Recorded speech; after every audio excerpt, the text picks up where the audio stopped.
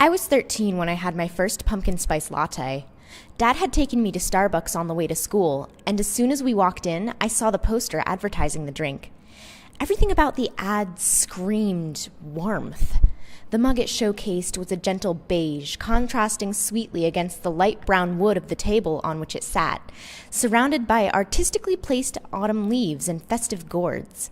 The contents of the mug were centered in the image, showing off the perfect dollop of creamy foam with caramely tints of espresso running through it. At the top, lovingly whispered by the deft hand of a skilled, caring barista, was a sprinkling of nutmeg. It called to me. I eschewed my normal caramel macchiato and requested a grande pumpkin spice latte. I waited anxiously with my dad by my side. He sipped his black coffee and suggested we sit for a little while. We were running early, for once. I sat, shaking my leg with anticipatory excitement. The cafe smelled different that day. I'd grown accustomed to the thick, imposing aroma of dark-roasted coffee and the occasional hint of sweetness as a customer's blueberry muffin was toasted. That day, though, gripping the reins of the dark roast and riding it to a new and alluring place was something else. Something exotic. My head swam as I realized the exotic smell was, in fact, the spicy melange of ingredients within a pumpkin spice latte. The same pumpkin spice latte I'd soon taste. After what felt like an eternity, my order was ready. Alexander, the barista, waved me over. I did my best to avoid sprinting, but my rush was obvious. "Easy, princess," Dad called. I slowed down a bit and giggled. I was his princess. I reached the counter and accepted my drink. In the tiny mouth of the lid, I could see sprinkled spices adorning the warm cap of foam. With my eyes closed, I inhaled the steam rising from the hole. The scent was like an embrace from a ghost, a non-corporeal expression of love and comfort. The first sip was transcendental. At that moment, I knew what it felt like to believe in something bigger than myself. Each day before school, my dad would take me to Starbucks to get another pumpkin spice latte. Its effects on me didn't dull, nor did it taste any less special. As early autumn reds decayed into late autumn browns, I found my mood better than it had ever been in my short life. I never knew it was so easy to be happy. At 6:51 a.m. on December 1st, 2005, Dad and I walked into Starbucks. At 6:52 a.m. on December 1st, 2005, my happiness was torn from my chest and dashed against the rocks. The pumpkin spice latte was a limited time product. Alexander told me it'd be back just in time for fall next year, and then asked if I'd like to go back to my caramel macchiato. Entombed in disbelief and disappointment, I nodded. The following days were a blur of grays. My vivacity had been strangled. Dad would ask over and over what he could do to make his princess happy. I didn't need to tell him, though. He knew, and there was nothing he could do about it. December slouched toward Christmas, a holiday I'd always loved. Not anymore, though. Now that I'd seen the world through a lens of happiness and warmth, nothing looked the same without it. Quite the contrary. It all looked fake, vulgar. When I closed my eyes on Christmas Eve, I prayed for Santa to bring me blindness or death. On Christmas morning, I woke up to Dad standing next to my bed. That was a little tradition he and I had. Before Mom passed away, they'd both come up and shake me awake and carry me downstairs to see what Santa had brought. Now that it was just the two of us, he wanted to keep the tradition going. Even in my despondence, I still appreciated it. Dad held my hand as we headed down the steps. Tears had started to flow without my knowing.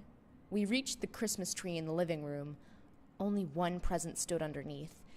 It was small and wrapped with bright green paper. I looked at Dad with confusion.